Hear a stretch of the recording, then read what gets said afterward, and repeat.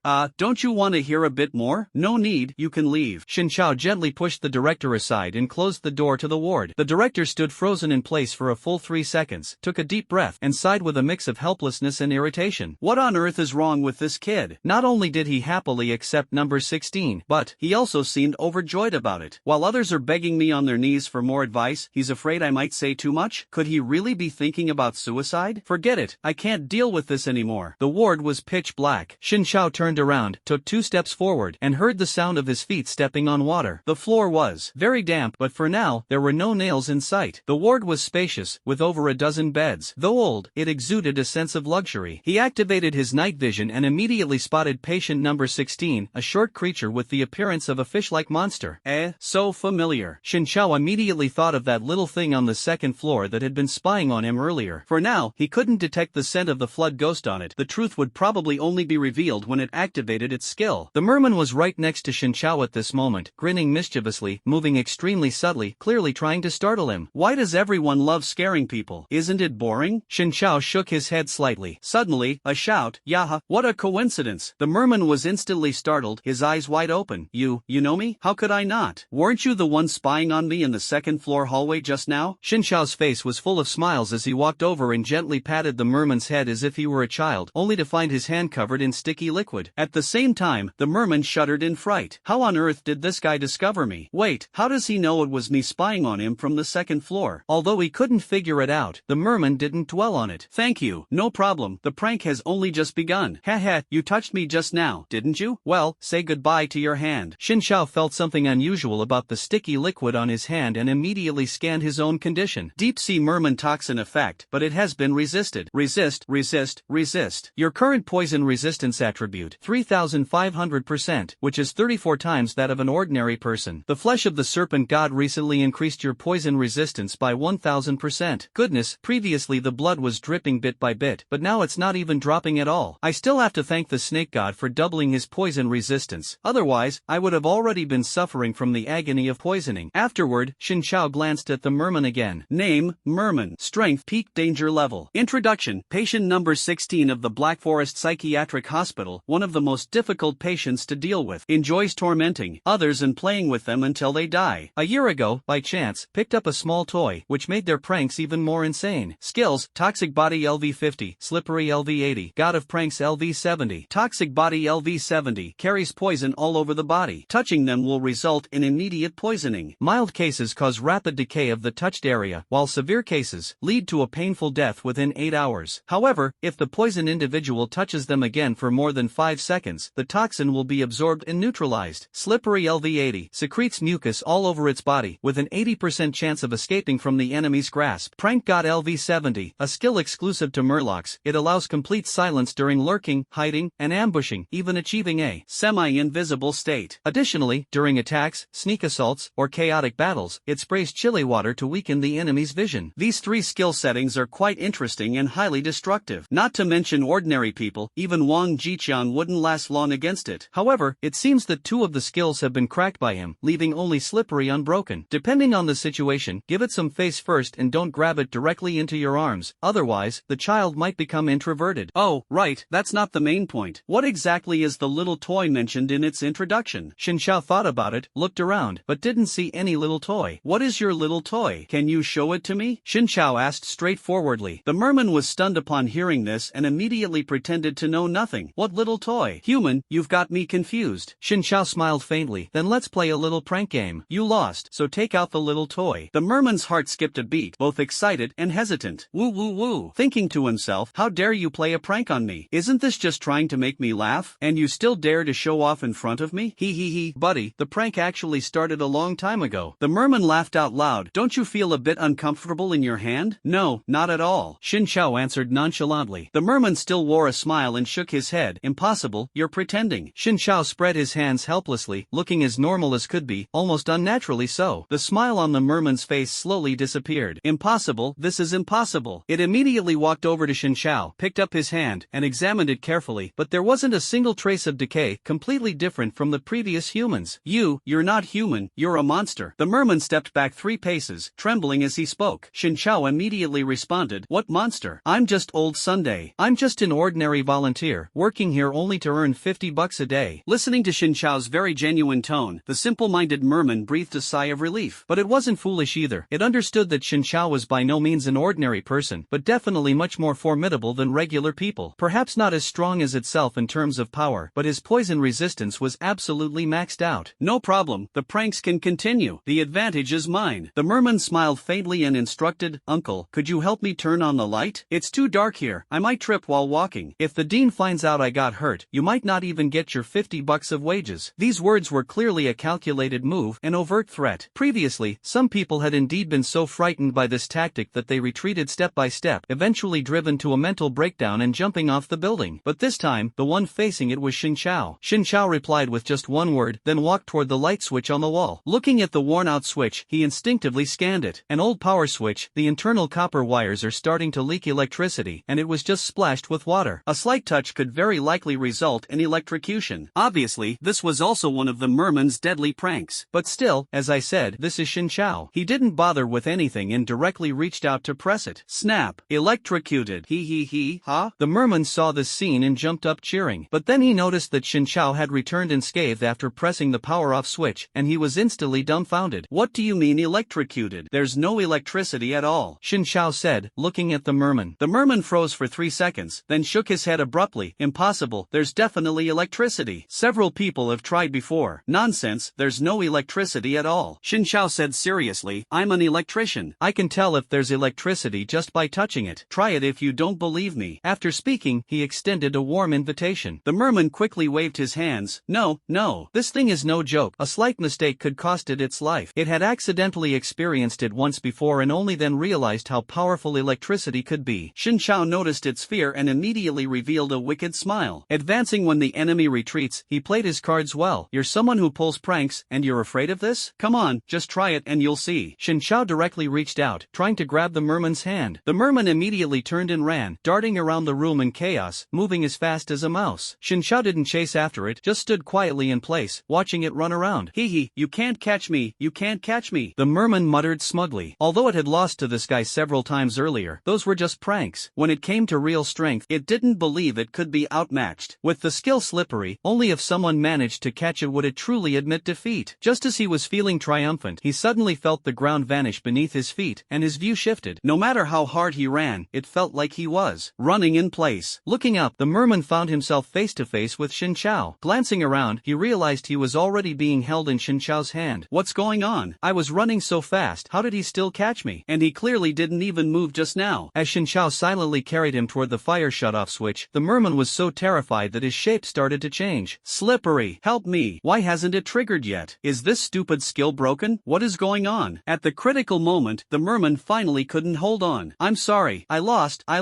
Please, have mercy." As soon as the words fell, with a thud, the merman was thrown to the ground by Shin Chao. "I'm so angry, I'm going to kill you." However, the next second, the merman's expression changed, and he pulled out a knife, lunging at Shin Chao. "Just as I thought, a lunatic." Shin Chao shrugged and lightly kicked it, sending it flying. It flew over 10 meters and slammed hard into the wall. The merman spat out a mouthful of green old blood on the spot, landing right on the bed, stunned, completely stunned. This guy actually kicked it so far, like kicking a soda can? 3 skills have already been countered by it, and now even a direct confrontation can't beat it. It's over, there's no prank that can deal with him anymore, because he himself is the one being pranked. Thinking of this, the merman had never been so clear-headed. Recalling those people he had pranked in the past, he suddenly felt deep regret, almost to the point of tears. Retribution, this is retribution. If he hadn't messed with so many people back then, he wouldn't be getting messed with today. This guy must be a god sent by the heavens, specifically to punish him. Shin Chao quietly walked up to the merman and said calmly, "Continue?" once again extending an invitation. The merman weakly shook his head. "Master, you win. Kill me, I confess." Seeing its defeated attitude, Shin Chao frowned. "You're giving up just like that? You need to pull yourself together. Hurry up and get up. Scatter some nails for me to step on. I'm not done playing yet." After speaking, Shin Chao helped the merman up. The merman, tears streaming down his face, said painfully, "The box of nails is in the corner of the wall. Go get it yourself, I beg you." Shin Chao walked straight to the corner, found the box of nails, and then returned to the bedside. With a clatter, he scattered the nails in in a circle around the merman's bed, densely covering the floor. It was already seriously injured, and now it didn't even dare to get off the bed. Are you a devil? The merman cried and roared. You said it. Let me play however I want. Recalling his purpose, Shinchao said, take out your little toy, we're still friends. I can still consider taking care of you, after all, you're a patient. The merman shook his head violently. No. He cursed inwardly. Who's friends with you? Do I even know you? Torturing me like this? Anyone who becomes friends with you must be cursed for 8 generations. Seeing the merman's intense reaction, Shinchao frowned slightly, then suddenly thought of something and laughed out loud. Could it be some kind of shameful little toy? The merman didn't answer and continued sobbing and whimpering. Shut up. Do you want me to feed you a few nails? Shinchao softly threatened, and the merman immediately covered his mouth. The entire room fell silent, not even a breath dared to be heard. It doesn't matter if you don't show me, I'm not in a hurry anyway. I believe you'll change your mind soon enough. Shinchao smiled faintly. Leaving aside the main quest for now, this instance was rather unique, and he had no intention of rushing through it. Taking it slow was the only way to truly enjoy the fun within. More importantly, he wanted to take advantage of the meal break to check on Wang Jiqiang and the others. If there were no casualties, it would be worth giving them a thumbs up, but if there were losses, then it would be a good opportunity to mock them a little. Shinchao found a bed to lie down on, took out a novel, and leisurely began flipping through it. No one knew who had left the book behind, and the author was an even greater mystery. The title was The Fallen Witch. Soon, it was noon. Lunchtime. It's time to serve meals to the patients. In the hallway, the director's voice rang out. Shinchao closed the novel, got up, and glanced at the merman. The merman also sat up, staring blankly at Shinchao. Guliolu. The next second, the merman's stomach growled. Are you hungry? Shinchao asked with a smile. The merman nodded vigorously like pounding garlic. Then I'll go eat. Shinchao got up to leave, and the merman was instantly dumbfounded. Hey,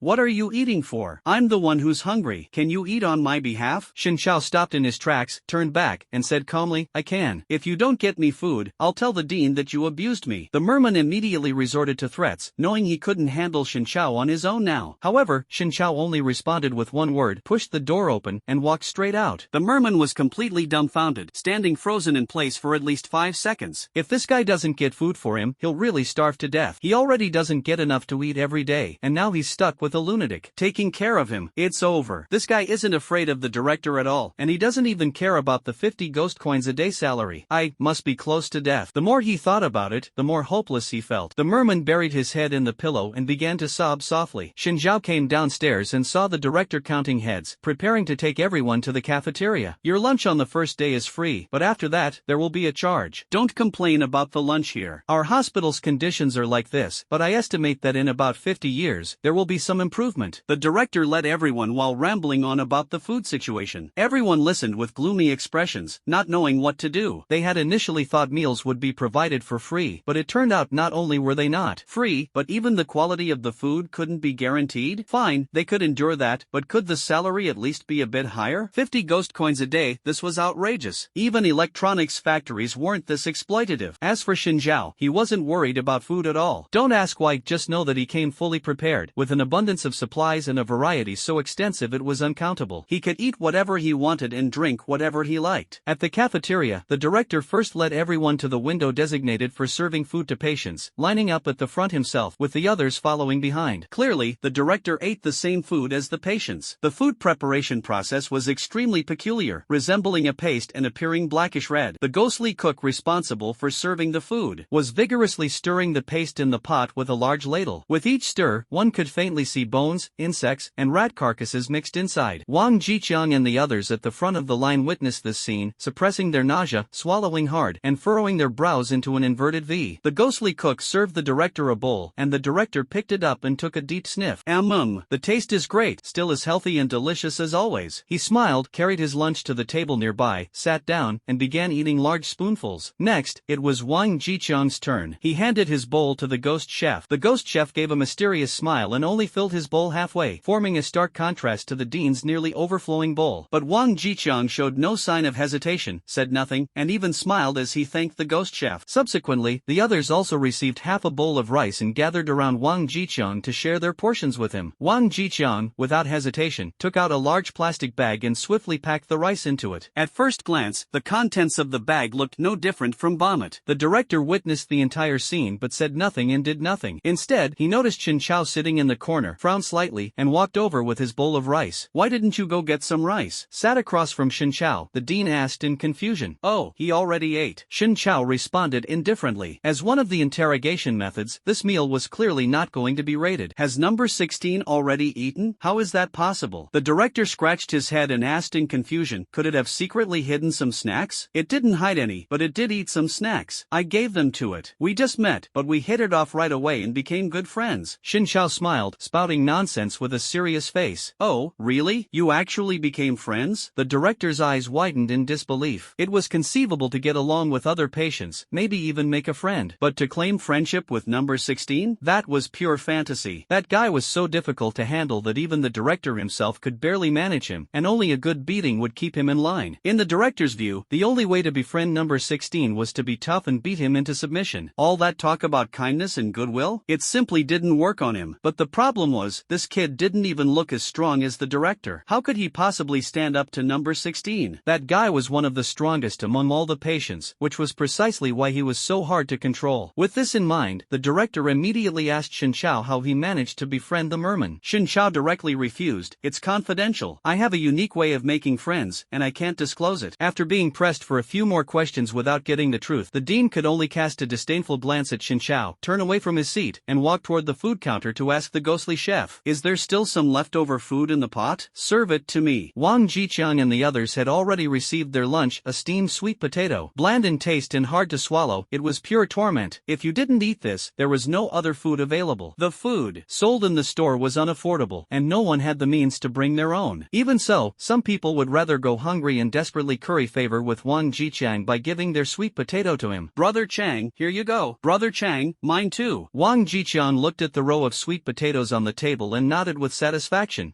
Thank you all. Although it's not a gourmet delicacy, it's still a token of your kindness. Rest assured, I will definitely repay those who helped me tenfold. Unlike that guy, who doesn't appreciate it at all and even insulted me personally. Hearing this, everyone naturally understood who he was referring to and immediately burst into laughter, their faces full of contempt. That guy seems to have never gone to get food. Not only did he not get food for the ghosts, but he didn't even take food for the humans. I really don't know what he's thinking. He's definitely given up. After all, he's taking care of number 16. Even if he feeds it well, the other side won't let him off easily.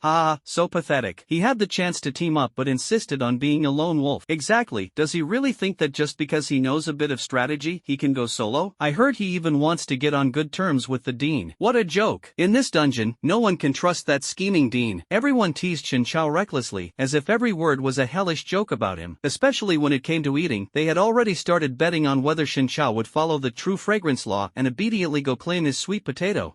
What's that delicious smell? Smells like barbecue? Suddenly, an incredibly enticing aroma wafted through the air. Everyone froze for a moment, then turned to look in Xin Chao's direction. They saw his table filled with plates of food, including lamb chops, steaks, fried rice, grilled fish, and large chunks of meat. There was red wine, beer, white liquor, and all kinds of beverages. There were also various fruits and cream cakes. Xin Chao put on his napkin, held his knife and fork, and took a sip of red wine with a blank expression, enjoying this simple and unpretentious lunch in solitude. Wang Jiqiang and the others were stunned at the sight, rubbing their eyes repeatedly, trying to confirm that what they saw wasn't an illusion. But no matter how much they rubbed their eyes, it was just self-deception. The sumptuous lunch on Xin Chao's table was undeniably there. Impossible, how could this be? Isn't this guy someone who can't even afford sweet potatoes? So, the reason he doesn't eat sweet potatoes is because of this? Half the people broke down on the spot, feeling like their faces had been slapped away. They had been smugly causing a commotion for half the day, only to realize that the clown was actually themselves. I really didn't expect this guy to bring his own food. Wang Jiqiang was the most bewildered at this moment, because he knew that this table full of fish and meat had all been taken out from Xin Chao's spatial backpack. Either it was bought from a store, or it was high-end human food obtained through special means. Anyway, it definitely wasn't brought from the real world, because food from the real world quickly spoils once it enters the horror world, and the specific reason remains unknown. Wang Jiqiang rested his forehead on one hand, his gaze sweeping over every item of food on the table. Both craving and uncomfortable, he couldn't help but slam the table with his hand. He could scan the prices of the food, all of which cost tens of thousands of ghost coins, with some even reaching hundreds of thousands. These things were completely unaffordable for him. What frustrated him even more was that he had no idea where this kid got so much money. It was truly a mix of envy and jealousy, making him wish he could have it too. He also had some stored food, but it was just 2 pieces of dry bread, which he had bought for 2,000 ghost coins at the time, merely for emergencies. 2,000 ghost coins were already a huge sum for him. After all, he was indeed slightly stronger than ordinary people, but only by a small margin. In the hunter circle, he was merely a low-level hunter, with no guild support, no backing, and no resources. In contrast, the others were completely ordinary people. Some hadn't even reached the mid-level of the ordinary rank, hadn't awakened the universal skill scan, and naturally couldn't detect food information, so they didn't have the same frustrations as Wang Jiqiang. "Brother Chang, how about I go ask him for some food?" one of Wang Jiqiang's followers suddenly said. "To be honest, this sweet potato really isn't filling." "No way." Wang Jiqiang glanced at the table full of food and firmly refused. The follower, understanding the situation, said, "It's fine, Brother Chang. I'll go ask for food in my own name. It won't hurt your reputation." As he finished speaking, a few others nearby also stood up. "We'll go too, Brother Chang, don't worry." "Brother Chang, wait for our good news." Seeing so many people going together, Wang Jiqiang instantly felt relieved and even held a bit of hope, thinking they might be able to get quite a bit of food. After all, just like the follower said, it wasn't his dignity at stake. Even if all the viewers in the live stream are watching now, even if they use force to threaten Xinsha to hand over the food, no matter how disgraceful their actions are, it won't affect him in the slightest. Not long after, these few people set off. They approached Xinsha, each with a serious expression. "Hey, hand over 3/4 of your food to us, and we'll gladly give you a guide for patient number 16. With this information, you have a high chance of surviving tonight. No, surviving until the end of the game." "That's right, your life or death is up to you." Xinsha slowly turned his head to look at them, seeing several extremely displeased faces, as if the food on the table originally belonged to them, and he was the thief who had stolen it. "Forming a group to beg for food? Is this how you usually ask for favors?" Said a couple of words lightly, but almost made a few people lose their composure. Fortunately, one of them quickly calmed everyone down. "Why make things difficult for your own kind? Even if you don't help us, think about the rewards at the end of the game. The more people survive, the more you get. At worst, during the settlement, each of us will give you half of our rewards. Consider it as paying for this meal. Is that not enough?" In short, helping each other and surviving together will definitely benefit you. They continued to persuade Xinsha, with less aggression than before, more rationality, and even a hint of logical temptation. But in reality, one sentence was a lie, splitting half the reward with you during settlement? Dream on. Once the instance ends and everyone is teleported away, who can you even ask for repayment? However, Xinsha completely ignored it, letting it go in one ear and out the other. "You should know, the reward for everyone surviving is actually just a form of moral coercion by the system, right? I used to have to become kind and protect my teammates in all sorts of ways just for that little extra reward." Hearing this, someone suddenly laughed. "I'm glad you could think of this, so, wait a moment, I haven't finished speaking yet." Xinsha interrupted him. "Later, I realized that teammates are completely useless. I can clear the level myself. Teammates only get in the way and ruin my mood." "What exactly do you mean?" Several people frowned and asked in confusion. Xinsha smiled faintly. "I don't want teammates anymore. I just want happiness. Because I have no morals, I won't be morally blackmailed." As soon as these two sentences were spoken, the group immediately realized they had been played by Xinsha. "Listening to you seriously, only to end up being subtly insulted as a pig, right? Really think we're fools? Today's meal, whether you like it or not, you have to give it." Soft tactics didn't work, so it could only be a head-on confrontation. A few people, burning with anger, immediately rolled up their sleeves, ready to take action against Xinsha. Seeing the situation spiraling out of control, Wang Jiqiang didn't panic. Instead, he went against the tide and ordered the remaining people, "You, go grab the food." Boom. "Anyway, the director and the other ghosts don't care about us, so teaching him a lesson won't hurt. This kid, I've disliked him for a long time." In an instant, everyone except Wang Jiqiang rushed toward Xinsha, transforming into bandits, intending to beat, smash, and rob him. "It's people like you, the honest ones, who get bullied. Who told you to oppose us in the first place, and now deliberately set up such a table of food to make us uncomfortable? In this terrifying game, the rules are this cruel. You've been targeted, so you can only accept your bad luck." He. Slap, slap, slap, slap. In a flash, crisp sounds echoed continuously. Everyone who charged at Xinsha was slapped back one after another. It was the kind of invisible slap that no one present could see. Those with tougher bodies were directly knocked to the ground, while the less resilient ones were sent flying, crashing into tables and chairs. The cafeteria instantly descended into chaos, with teeth flying everywhere. Wang Jiqiang also couldn't escape Xinshao's clutches. With a slap, he and the table toppled over together. The plastic bag filled with food on the table fell along with it, and with a loud crack, it accidentally burst open.